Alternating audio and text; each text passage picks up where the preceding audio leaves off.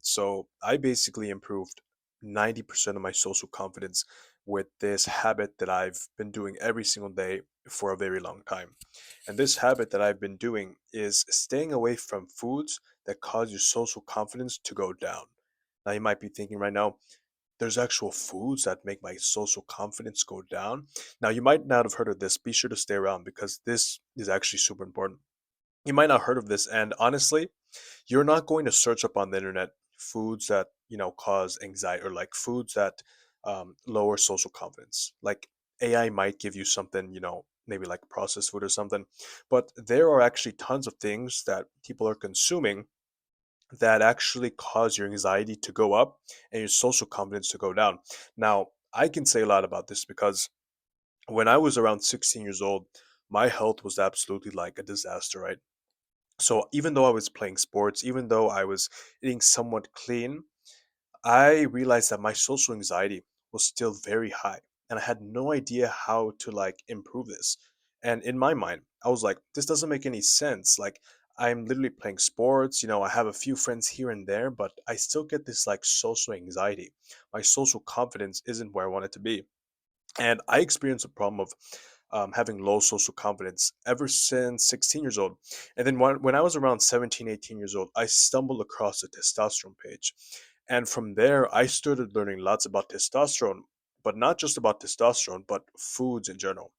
So I actually ended up joining this like testosterone paid group where literally like coaches would actually like help me and like show me what foods to avoid to improve testosterone because testosterone is highly correlated with being calm, having a clear mind, being able to speak what's on your mind.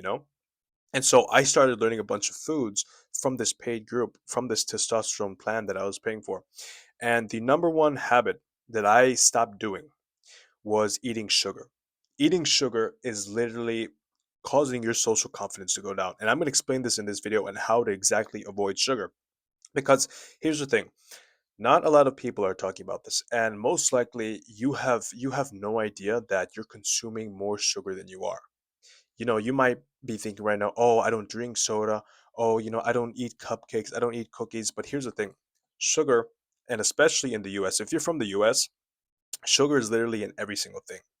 It's literally in breads, it's in pasta, and the reason why it's in so many things and just diluted in so many things, it's because it makes the food a lot tastier.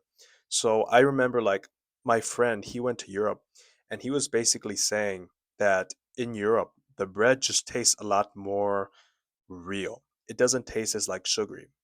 And after doing some research and, finding out from other people, this is because sugar is put so much in the USA and mostly third world or developed countries to make it more addicting. Okay, so that's why sugar is literally in everything. So you could possibly be eating a bunch of sugar even if you're not eating all these like processed things like cookies, candy, and ice cream. Okay, now I'm going to tell you why exactly sugar is causing your social confidence to go down. Now, you've probably been heard that, oh, sugar is bad for you. No, you limit your sugar, but people don't know actually how much sugar is literally like causing their social confidence to go down. Because here's the thing that I learned from this paid testosterone group that I was in for like almost 6 months to a year. You see, sugar is one of the most powerful foods that makes you more anxious and makes you more emotional. And I actually have a story to basically prove this. And it was basically an eye opener to me on how sugar was affecting my life and other people. About a couple of years ago, me and my brother, we basically went on this trip. We basically went to Kentucky and we were doing like lots of hiking, we were doing kind of like a road trip thing. And when you go on road trips, sometimes when you're on vacation with your family, you don't necessarily want to eat healthy all the time. People do it all the time. When you're going on vacation, you have to enjoy yourself. You have to, have a cheat day at least once. And during this time, me and my brother were like pretty active in the gym. So we already knew that sugar was bad for us. We didn't eat lots of processed foods. We ate mostly clean foods. But throughout my obsession with like sugar and staying away from it, I was like, you know what? I think just like having one day of sugar, just like not watching like what I eat, I feel like that's fine. I feel like it's valid for me not to watch my diet, right? So that day, like the very first day we're on the road trip, we're driving from my state to Kentucky, which is a really long time. And so we were driving, and the first place that we stopped to get food, I get a McDonald's. Then lunchtime, I get like a cherry Coke. Dinner time, I get like a cake, right? And after the end of that night, I noticed that I was getting really emotional, and I got really pissed at things that my family was saying and everything. And after around 2 hours of eating dinner, me and my brother, we basically went to this forest place, and it was a really cool forest place. And I remember that I asked my brother to take pictures of me.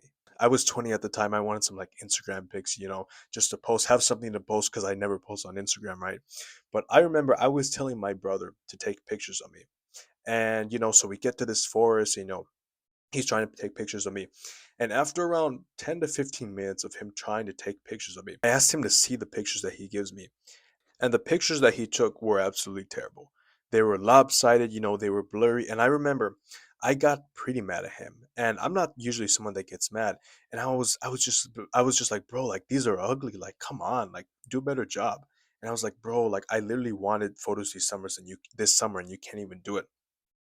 And after saying that, I noticed he also got emotional as well. And we never get emotional like this. Like, he started ignoring me. He started arguing with my parents. My parents were like asking him what's wrong. He started arguing.